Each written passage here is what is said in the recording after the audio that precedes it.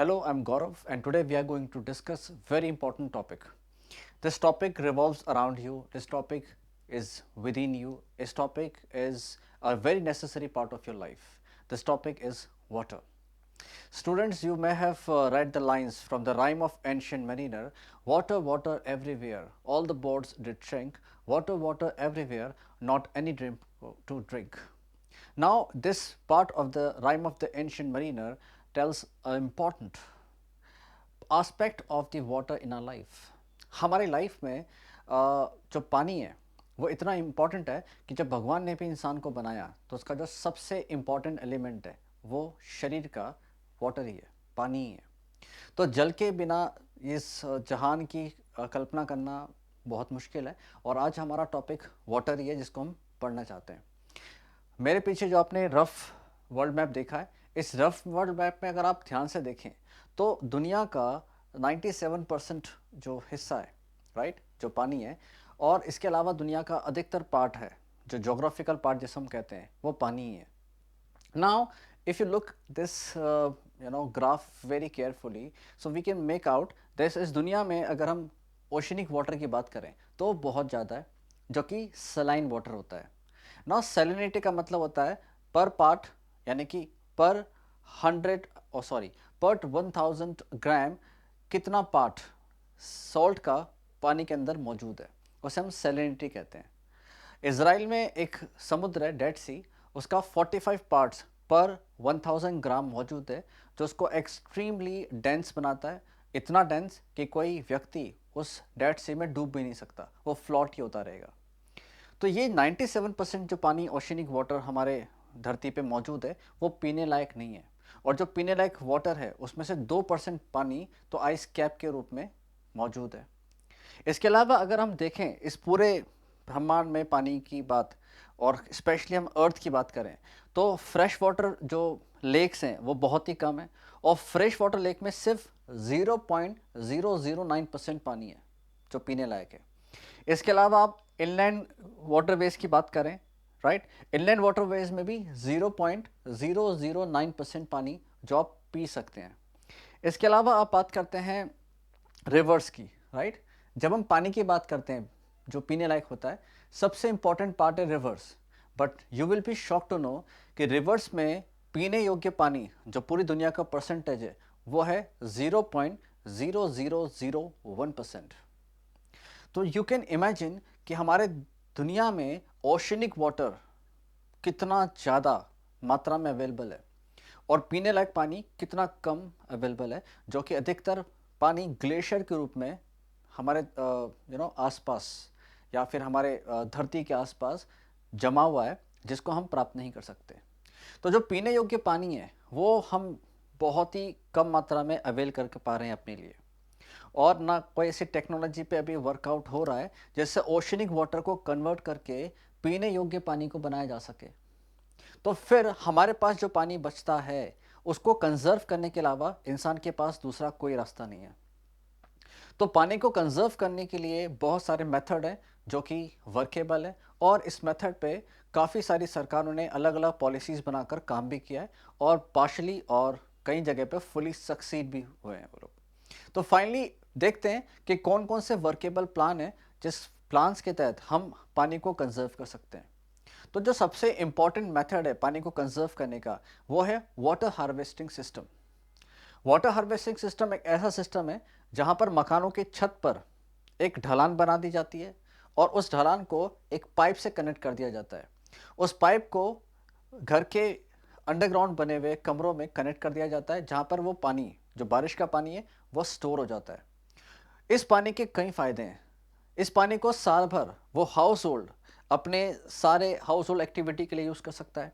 इसके अलावा वो ग्राउंड वाटर जो पानी जमा है वो पानी नेक्स्ट ग्राउंड वाटर लेवल के पानी को अप करेगा, जिससे उस पर्टिकुलर एरिया के ग्राउंड वाटर जो पानी है उसका लेवल हमेशा हमेशा के लिए सफिशिएंट रहेगा अगली बारिश तक के लिए।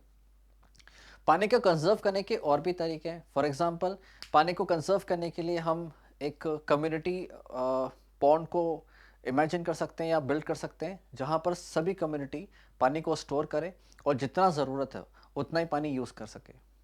इसके अलावा जो आम मर्रा पे हम लोग पानी को यूज़ करते हैं, उसे हम अगर रिड्यूस करें, अपनी ज़रूरतों को थोड़ा रिड्यूस करके उसे रिसाइकिल करने की कोशिश करें, तो रिड्यूस और रिसाइकिल मेथड से हम बहुत सारा पानी बचा सकते हैं। खैर, पानी की इम्पोर्टेंस आप बहुत अच्छी से जानते होंगे, खास तौर से जब हमारे देश में अकाल पड़ता है, सूखा होता है, तो कई पार्ट हमारे देश के ऐसे हैं जो कई कई महीनों तक बारिश को या पानी को नहीं देख पाते। फाइनली, पानी हमारे लिए इतना इम्पॉर्टेंट है क्योंकि हमारे देश की जो इकोनॉमी है वो पूरी मानसून बेस्ड इकोनॉमी है, और जब तक पानी नहीं बरसता, किसानों के चेहरे नहीं खिलते, हमारे मार्केट की इकोनॉमिक एक्टिविटी आगे नहीं बढ़ सकती। अगर मार्केट की इकोनॉमी आगे नहीं बढ़ेगी तो प्राइमरी सेक्टर को नुकसान पहुंचेगा, प्राइमरी सेक्टर को नुकसान पहुंचा तो सेकेंडरी सेक्टर को नुकसान पहुंचेगा, सेकेंडरी सेक्टर और प्राइमरी सेक्टर को नुकसान पहुंचा तो जाहिर सी बात है सर्विस सेक्टर ठप हो जाएगा, क्योंकि प्राइमरी सेक्टर हमारा एग्रीकल्चर सेक्टर पूरी तरीके से पानी पर डिपेंडेंट है, और अगर इस सेक्टर को पानी की कमी महसूस होती है तो उसका सीधा साधा इम्पैक्ट हमारे देश की जीडीपी पे पड़ता है, राइट। तो आप पानी की न सिर्फ डेली मर्रा की ज़रूरतों को पर्सपेक्टिव से देखिए, बल्कि आप पानी को इकोनॉमिक पर्सपेक्टिव से भी देखेंगे तो आप पाएंगे पानी देश की सरकारों के लिए, देश की इकोनॉमी के लिए, देश की जीडीपी के लिए, देश की जीडीपी की ग्रोथ के लिए, पर कैपिटा इनकम के लिए बहुत ज़्यादा ज़रूरी फैक्टर है। तो आइए देखते हैं हम अपने दुनिया में जो सबसे ज़्यादा बड़ी वाटर बॉडीज़ हैं उनके बारे में थोड़ा सा डिटेल स्टडी करते हैं। तो मेरे पीछे एक रफ मैप है जो मैंने बनाया है, आई एम सॉरी अगर इसके अंदर कुछ डिस्क्रिपेंसी होती है तो। खैर, हमारे दुनिया में जो सबसे बड़ी पानी की बॉडी है उसमें पैसिफिक ओशन का नाम आता है। नाउ स्टूडेंट्स, पैसिफिक ओशन की अगर मैं बात करूं तो इसका जो टोटल जोग्राफिकल एरिया अगर मैं कैलकुलेट करता हूं तो जोग्राफिकल एरिया बैठता है लगभग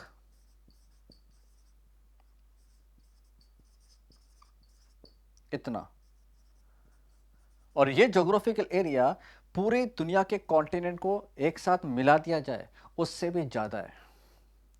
पैसिफिक ओशन में काफ़ी ज़्यादा पानी है और ये दुनिया का सबसे गहरा ओशन भी है। स्टूडेंट्स, पैसिफिक ओशन में एक पॉइंट है मारियाना ट्रेंच। ये एक ऐसा ट्रेंच है जिसकी गहराई 11,022 मीटर है। ये दुनिया का सबसे गहरा पॉइंट है। पैसिफिक ओशन के बाद आता है दुनिया का सबसे busiest ocean, that is north Atlantic ocean. ये नॉर्थ अटलांटिक ओशन और साउथ अटलांटिक ओशन से यूरोप के लिए काफ़ी रास्ते निकलते हैं जो इंडिया, एशिया, अफ्रीका और साउथ अमेरिका जाते हैं, और इसी वजह से यहाँ पर बहुत ज़्यादा ट्रेड होता है। ट्रेड की वजह से जो अटलांटिक ओशन का रूट है ये दुनिया का सबसे बिजिएस्ट वाटर रूट कहलाया जाता है, क्योंकि एंशंट समय से अगर आप देखें वास्को डी गामा भी इसी रूट से आया था। जो पायरेट्स ऑफ कैरेबियंस होते थे, ये कैरेबियन आइलैंड है।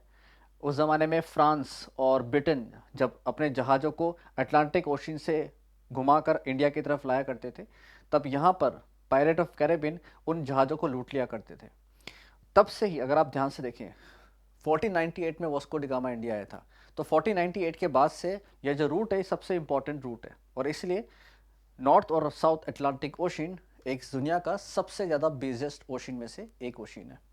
इसके अलावा और ओशन की बात करें तो इंडियन ओशन, आपको ये सुन के बड़ा प्राउड होगा कि इंडियन ओशन एकमात्र दुनिया का ओशन है जो किसी कंट्री के नाम पे रखा गया है, इंडिया, राइट। तो इंडियन ओशन की भी अलग इंपॉर्टेंस है।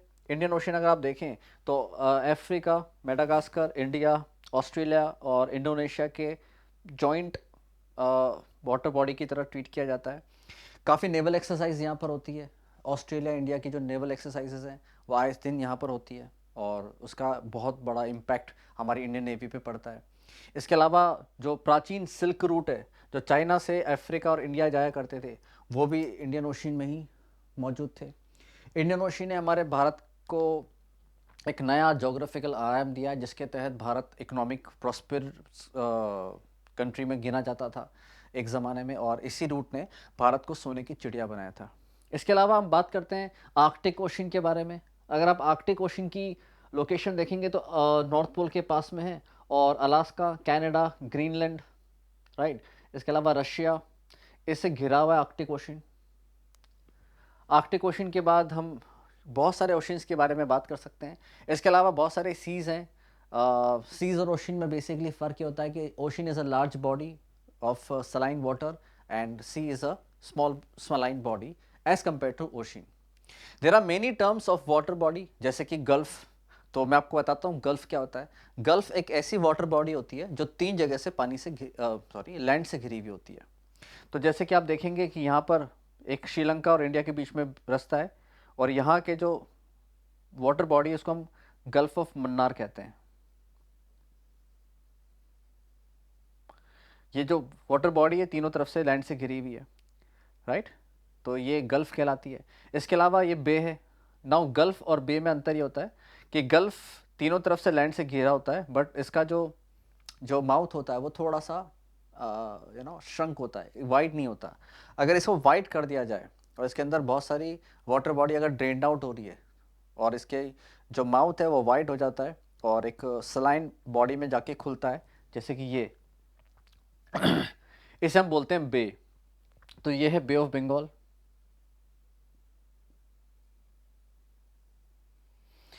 इसके अलावा कुछ सॉल्ट वाटर बॉडीज भी होती हैं. स्टूडेंट्स, सॉल्ट वाटर बॉडी को थोड़ा सा कंफ्यूजन को क्रिएट करने के लिए, कंफ्यूजन जो क्रिएट होती है उसको सॉल्व करने के लिए मैं थोड़ा सा आपको एनालिसिस करता हूँ. सॉल्ट वाटर बॉडी जो होती है वो जो इसके अंदर जो पानी होता है वो सॉल्टी होता है, और वो सॉल्टी इसलिए होता है क्योंकि वो जिस धरती पे मौजूद होता है उस धरती के अंदर बहुत सारे सोडियम कंटेंट होते हैं. उसके अंदर जो नमक की मात्रा होती है धरती में वो बहुत ज़्यादा होती है.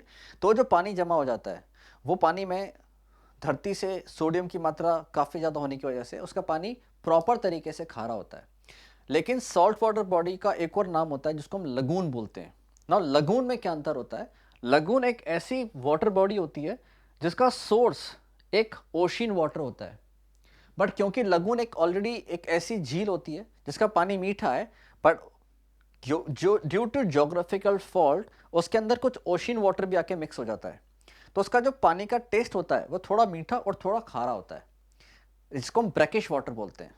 तो जिस वाटर बॉडी की पानी का टेस्ट ब्रैकिश होता है और जिसका सोर्स ओशियन वाटर होता है उसे हम लगून बोलते हैं. जैसे कि चिलिका. चिलिका हमारे देश की सबसे बड़ी लगून है जो उड़ीसा में है. बट अगर हम सॉल्ट वाटर की बात करें तो सॉल्ट वाटर हमारे देश में जो सबसे बड़ा वाटर बॉडी है वो राजस्थान के सांबर इलाके में, सांबर विषय में बोलते हैं.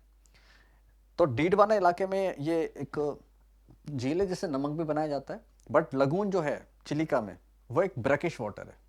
तो इन दोनों के बीच में एक कंफ्यूजन आई थिंक क्लियर हो गई होगी. इसके अलावा स्ट्रेट. अब स्ट्रेट एक ऐसी वाटर बॉडी होती है जो दो लार्ज वाटर बॉडी को जोड़ती है, राइट. इसके अलावा होता है चैनल. स्ट्रेट और चैनल में अंतर ये होता है कि स्ट्रेट एक नैरो वाटर बॉडी होती है जो दो बड़े वाटर बॉडी को कनेक्ट करती है, लेकिन चैनल एक ब्रॉड वाटर वे होता है जो दो बड़े बड़े ओशियन को या फिर वाटर बॉडी को कनेक्ट करता है. चैनल मैन मेड भी हो सकता है, जैसे कि इंग्लिश चैनल जो फ्रांस और ब्रिटेन के बीच में और नॉर्थ अटलांटिक ओशियन और अरेबियन सी को, इसके अलावा मेडिटेरियन ओशियन को कनेक्ट करता है. इसके अलावा कैप अगर आपने सुना हो, जो जब वास्को डी गामा इंडिया आया था तो इस रूट से आया था, उसको केप ऑफ गुड होप बोलते हैं. केप एक ऐसा लैंड होता है जो प्रोट्रूड करता है एक बड़ी वाटर बॉडी पे, एक बहुत ज़्यादा गहराई में जाता है और वो पॉइंटेड होता है, तो इसको केप बोलते हैं. इसलिए जो रूट वास्को डी गामा पकड़ा था इसे हम बोलते हैं cape of good hope. Good hope इसलिए क्योंकि उसको अच्छी होप थी कि वो भारत आएगा, एक प्रॉस्परस कंट्री में जाएगा और फाइनली वो एक ऐसे रास्ते को डिस्कवर करेगा जो उसे एक प्रॉस्परस, एक बहुत ही ग्रैंडियर, एक बहुत ही ज़्यादा स्प्लेंडेड कंट्री की तरफ ले जाएगा. उसकी होप थी. तो ये है वाटर बॉडी और ये है वाटर बॉडी के कुछ टर्म. इसके अलावा oxbow lake. Oxbow lake student एक ऐसी लेक होती है जो कि रिवर के ओवरफ्लो होने की वजह से बनती है और उसका जो शेप होता है वो ऑक्स के बो के जैसा होता है, मतलब बैल के कुबड़ की तरह होता है. सेमी ल्यूनर होता है ये, अर्धचंद्राकार आकार में, राइट. इसके अलावा बहुत सारे ऐसे टर्म्स हैं जो आपको इम्पॉर्टेंट जोग्राफिकल पोजीशन के बारे में भी बताते हैं और ये आपके कॉम्पिटिटिव एग्जाम्स के लिए एक्सट्रीमली इंपॉर्टेंट होते हैं, राइट. तो वाटर हमारे देश में एक इम्पॉर्टेंट कमोडिटी है, ना सिर्फ हमारे देश में बल्कि पूरी दुनिया में एक इम्पॉर्टेंट कमोडिटी है, और वाटर को कंजर्व करना भी बहुत ज़रूरी है। पानी हमारी देश की इकनॉमी, हमारे रोज़मर्रा की ज़रूरत के लिए बहुत ही इम्पॉर्टेंट है। पानी के बहुत सारे कंजर्वेशन के तरीके हैं, और पानी में जो इम्पॉर्टेंट वाटर बॉडीज़ हैं उसके बारे में आज हमने डिस्कस किया। नेक्स्ट चैप्टर में मैं डिस्कस करूँगा पानी की ओशनिक एक्टिविटी के बारे में, और इसके अलावा हम कुछ केस स्टडी के बारे में भी डिस्कस करेंगे। आई होप कि ये सब टर्म्स आपको क्लियर है। एक बार आप इसको गो थ्रू कीजिए अपनी किताबों में, ताकि हम नेक्स्ट चैप्टर जब हम पढ़ें तब इसको हम स्मूथली समझ पाएँ और केस स्टडी को ठीक से समझ पाएँ। Thanks a lot.